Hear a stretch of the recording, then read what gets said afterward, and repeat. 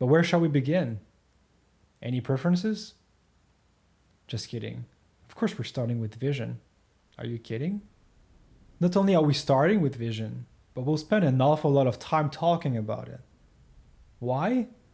Well, let's look at a brain. Look at this juicy organ right here. Isn't it a beauty? Of course, that's the brain talking, so it's a little narcissistic, but there's so much in here, it's unbelievable. No offense to the other classes you're taking, of course, but if your brain is your universe, aka where you're living in, then perception is pretty much 2/3 of it. And vision? Vision occupies almost half of that, so that's 2/3 multiplied by 1/2. Let's see, 2. It doesn't matter. What is this? Math. Enough with maths and more with, well, how about some history for a change?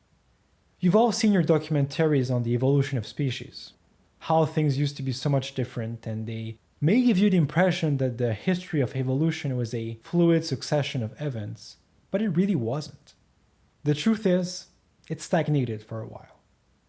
Pretty sure that for most of it, in fact, God was like, oh my god, the new Animal Crossing really needs more content. But then there was light, or rather the ability for animals to see light. And in a very short amount of time, like only 20 million years, okay, it sounds like a lot. It probably felt quicker than my high school reunion. During that relatively short period, the number of species grew really quickly, from only a few to hundreds of thousands. It's the Cambrian explosion. Of course, the Cambrian explosion is still a bit of a mystery, but the first fossils of eyes were discovered right before it started, and it suggested that this might have led to a sort of arms race. I mean, if you're the only species that can see, you can get away with pretty much anything you want, right? Especially the other species. So then for the other species, who might not agree to appear on the Happy Meals menu, there is a real incentive to develop eyes of their own. And why not some teeth? And digestive tracts. That quickly becomes a must. The eye itself evolved quickly as well. At first, they were simple eye spots that could only sense ambient brightness to synchronize circadian rhythms.